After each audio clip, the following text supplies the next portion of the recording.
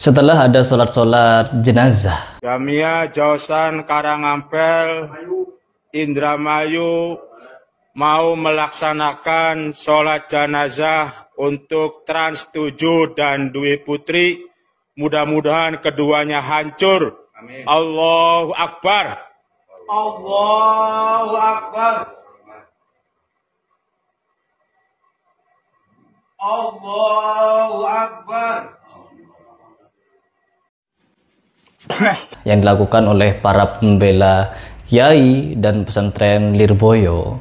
Sekarang muncul lagi teman-teman video yang dimana memperhatikan atau memperlihatkan atau memperjelas lagi bahwa mereka ini kebanyakan beramal tanpa ilmu.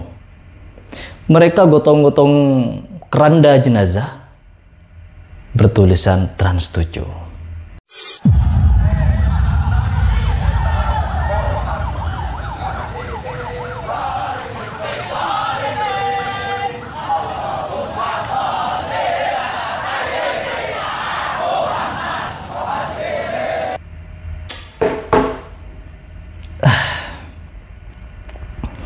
Saya jadi heran. Saya sampai tidak tahu mau berkomentar apa kepada mereka. Saya sampai tidak tahu mau memberikan ulasan apa kepada mereka.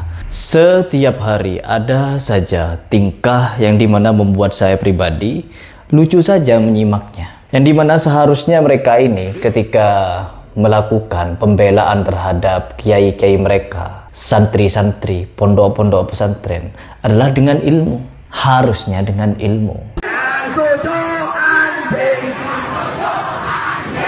Ilmu apa? Ya ilmu tentang diperbolehkannya jalan-jalan ruku, jalan rangka, jalan ngesot, jalan tiarap, jalan bungkuk, dan lain sebagainya. Harusnya begitu. Tetapi ini tidak teman-teman. Demo Transmart.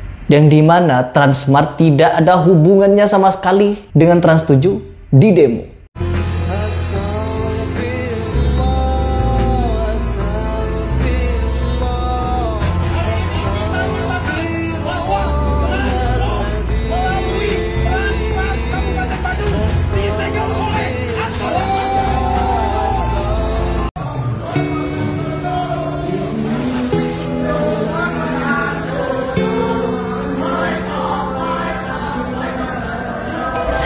Puguhan gitu ngerti nu di demo na Trans 7 tapi demo na ka Transmart kan salah server teu sakalian deui trans sarua aya trans na di demo oge teh. Heeh bener enak jumaahnya kan yang ngegoreng Trans 7 nih. Nah, kenapa datangnya ke Transmart?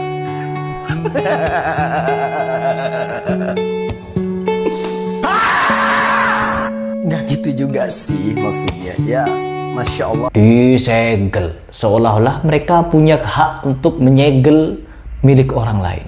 Ini kan artinya sudah masuk kepada main hakim sendiri. Taruhlah memang Trans 7 salah. Tapi kan bukan merambah kepada Transmart. Nanti semua yang ada trans-transnya di demo. Ini kan sudah keluar dari konteks. Harusnya nggak perlu demo-demo. Kalau kalian merasa sebagai santri yang berilmu, jangan main demo-demoan. Tinggal bikin video atau buat pernyataan secara publik bahwa ajaran ini memang bagian dari Islam. Kalau hanya menghormati dengan cara cium tangan, itu tidak masalah. Siapapun ingin cium tangan ya tidak bermasalah. Tapi kalau sudah berbicara masalah merangkak-rangkak di hadapan guru, merangkak-rangkak ke hadapan ulama, ke hadapan gus, ke hadapan kiai, ke hadapan habib, ini kan sudah berlebihan. Wahai monyet-monyet yang anti terhadap pelajaran pesantren. Ini parah nih.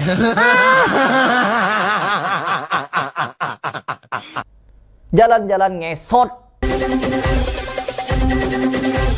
kepada kiai, kepada nyai, kepada gus, kepada habib. Bismillahirrahmanirrahim.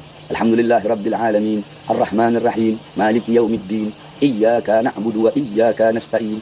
Ihdinas siratal mustaqim. Siratal ladzina an'amta 'alaihim ghairil maghdubi 'alaihim waladdallin. Bekas kaki Habib dicium. Bekas pantat Habib dicium.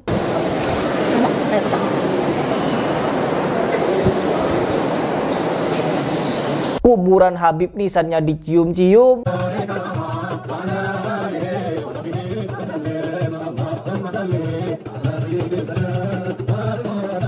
Ikdi hajatina di kuburan. Ya bin Muhsin ikdi hajatina. Naruh air di kuburan, celup-celup tangan. Ya bin Muhsin ikdi hajatina. Sentuhan laki-laki perempuan, gus-gusan, salam-salaman dengan perempuan, cium tangan bolak-balik.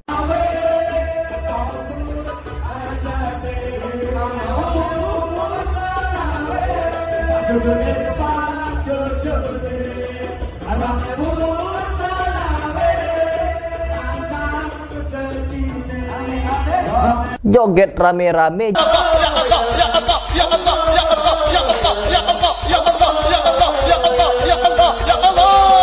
Jingkrak-jingkrak.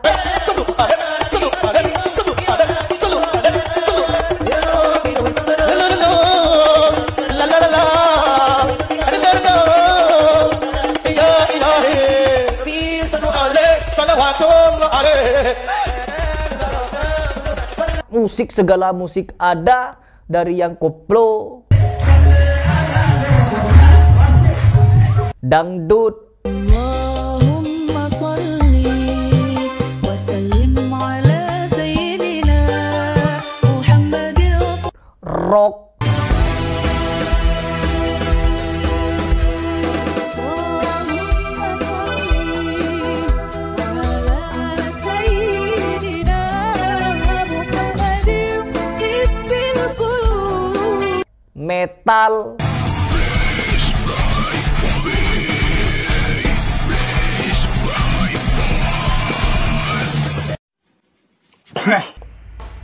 Iya, memang betul di zaman Nabi pernah ada sahabat yang juga berlebihan mencintai Nabi SAW.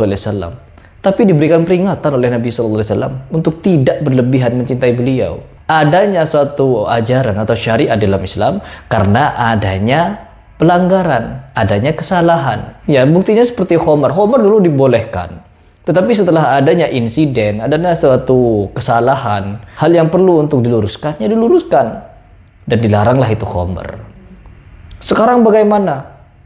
Khamar ada, tapi ada lagi jenis yang seperti itu, yaitu narkoboy. Bagaimana hukumnya? Ya hukumnya sama, karena dampaknya sama. Nah, kita berbicara masalah ilmu ini. Bukan demo sana, demo sini. Di tiap titik demo, yang ada trans-transnya mereka demo. Sholat jenazah.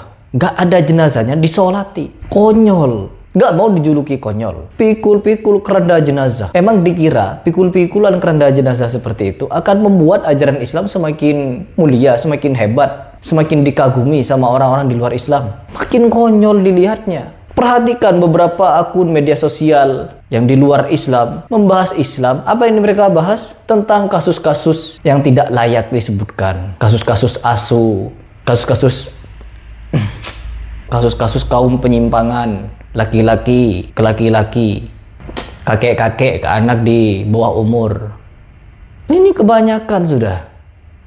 Malu. Semua yang dibahas itu bukan orang salafi, teman-teman. Golongan-golongan Islam yang marak membuat banyak penyimpangan ini bukan dari salafi yang dituduh-tuduh Wahabi. Tak ada satupun dari kalangan salafi yang melakukan hal-hal aneh-aneh menyimpang seperti ini. Ketika dikritik tidak mau mereka. Ada sekelompok orang muter-muter di Batu ketika dibahas itu torikoh dari bagian NU.